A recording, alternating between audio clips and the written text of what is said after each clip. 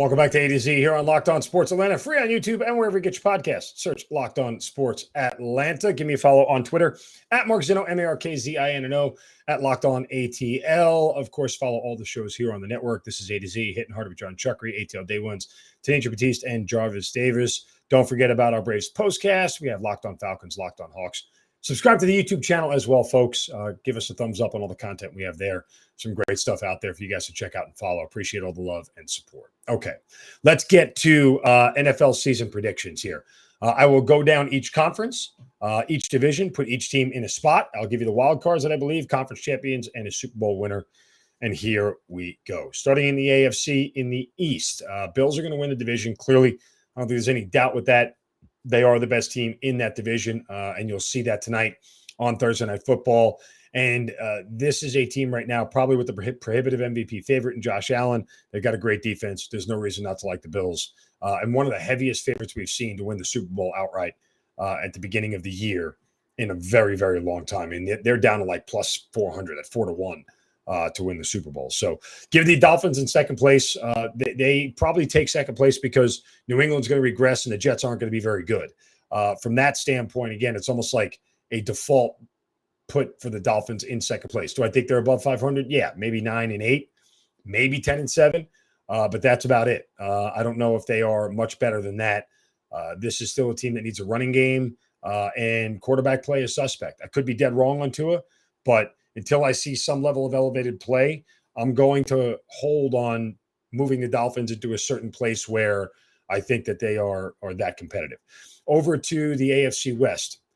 Guys, I've been telling you about the Raiders for a while. I'm not sure how much more I need to pump this up, but the Raiders are going to win the AFC West. They are that good. Their secondary is suspect. That could be a problem, but guess what? All the defenses, with the exception of Denver, in that division have some holes in them. So I'm not too worried about this secondary, but they're going to score a ton of points on offense. KC's going to finish second. Denver will finish third. And oh, by the way, all three of those teams are going to be better than 500. Little sneak preview of who wild cards are going to be. I think all those teams are above 500. I have the Chargers in last in the division.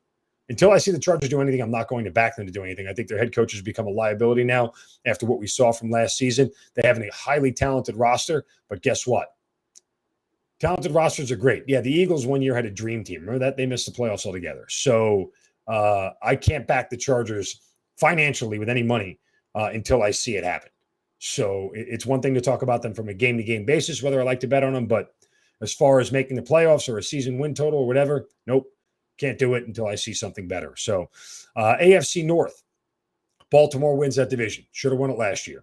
Decimated with injuries. That won't happen again. Baltimore is the best team in that division. They're the best roster in that division.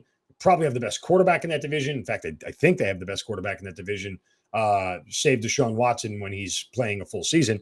That said, I like the Ravens a lot this year. Cincinnati finishes in second. Pittsburgh finishes a close third. And I think Cincinnati is like 10-7 and Pittsburgh is like 9-8. It's like one game difference.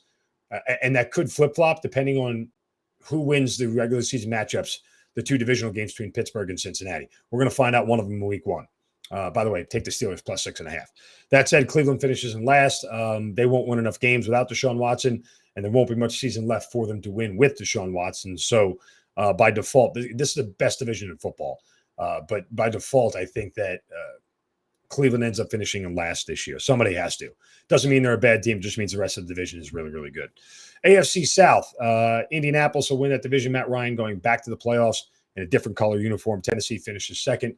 Houston finishes third, and Jacksonville finishes last. And you're going, Zinno, what? How could Houston's going to be better than more competitive than people think? And I don't think Jacksonville's going to be very good yet. We'll see. Is Doug Peterson that good of a coach? Maybe. I don't know. But we'll find out one way or another. All right, over to the NFC. But first, a word from our friends at Coffee AM. Every morning, guys, it's my routine. Lock, stock, and barrel. Get up, hit the Keurig, drop some Coffee AM in, and I'm ready to go for the day. It is delicious. It is fresh. It is amazing tasting coffee, and you need to get yourself some. They have flavors from all over the world, different blends from different countries, flavored coffees, espressos, teas. They got it all. And everything is so fresh because they roast it and ship it on the same day or very close to it.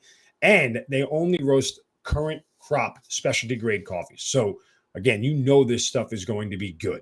When you get that box in the mail, you open it up, the smell is going to remind you of how fresh this coffee is. Here's what you do. Go to coffeeam.com/locked-on. Check out the full list of coffees, teas, and gift sets there. Make sure you use the promo code LOCKED-ON at checkout. Again, coffeeam.com/locked-on and use the coupon code LOCKED-ON to get 15% off at checkout of your first order of coffees, teas, and gift sets. Coffee AM, the best small batch coffee roaster in America. Okay, on to the NFC. In the NFC East, I'm going to give the nod to Dallas just based off experience, better quarterback play, and a very talented roster. I know people are down on Dallas. I'm not saying Dallas is going to win the Super Bowl. Spoiler alert, I don't have them winning the Super Bowl this year, but they're still better than the Eagles, and they're good enough to beat the Eagles. What does Nick Sirianni and the Eagles do with Jalen Hurts? I don't know. It is one of the more perplexing teams and tough teams to handicap this entire year. I think Jalen Hurts is good. I don't know if he's great. I think their running game is going to be fantastic again, but how much of that is going to be Jalen Hurts? I don't know. There's a lot of question marks about this team, and defensively, can they stop anybody? The Eagles are a team that play great with the lead and terrible from behind. That's who they were last year. That's who they're going to be again. So I have the Eagles in second. I have the Commanders in third, the Giants in last. The Commanders, I am quietly high on. I love Carson Wentz. You guys know that. I think he's super talented, and he's going to be able to elevate them. It's just a question if that defense gets right. Chase Young's going to miss the first 4 games. If he comes back and the defense is good, guess what? Washington is going to be very, very competitive. NFC West, San Francisco wins the division. Another very talented team and a very, very good defense. One of the better play callers and coaches and schemers in the league. I don't think Trey Lance is going to be asked to do that much. I think they have enough weapons around him that whatever he is going to be asked to do is going to be more than enough for them to win games, especially with a defense and a running game like they have. Rams finish second. Cardinals finish third. Of course, Seattle finishes last in the NFC West. Over to the NFC North. Vikings winning that division. Yes, folks, I'm backing them to do it. In fact, I put my own money on it at plus 250. When I flew home to New York, first thing I did when I landed, pulled up the app, put the money down, bam, let's go Vikings. Skol, as they say. But anyway, so I like the Vikings a lot. Very, very talented team. They fixed the back end of their defense, and they have a solid pass rush now. Danielle Hunter, Zadarius Smith, they're going to be really, really tough on defense. And they finally have a coach right now who can accentuate this offense to a much better level than what it was. Watch what happens to this Vikings offense with the guy who was under Sean McVay and Kevin O'Donnell, something Irish, whatever.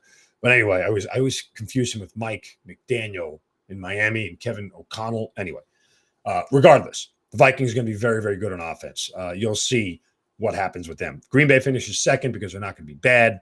They're just not going to be as good as Minnesota.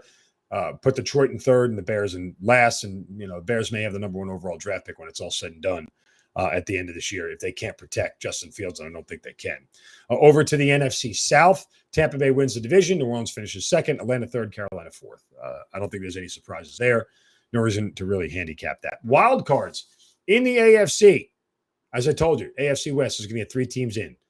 Raiders are going to be in. KC is going to be in. Denver's going to be in. Cincinnati gets the last wild card as the defending Super Bowl, defending AFC champs. Over to the NFC. Rams get a wild card, Packers get a wild card, and Eagles get a wild card. I don't really know if the Saints are there yet. I don't trust the Saints without Sean Payton. In fact, I did an interview yesterday on New Orleans radio, and they asked me what I thought of the Saints, and I said I can't trust any Saints offense without Sean Payton calling the plays until I see otherwise. I have no idea what they're going to be. And the response was, I don't think we've talked enough about Sean Payton not being here as a problem for this team, and it is. I think it's a real problem for them. Conference champions in the AFC, I have Baltimore. In the NFC, I have San Francisco. A rematch of a Super Bowl 10 years ago between the Ravens and 49ers.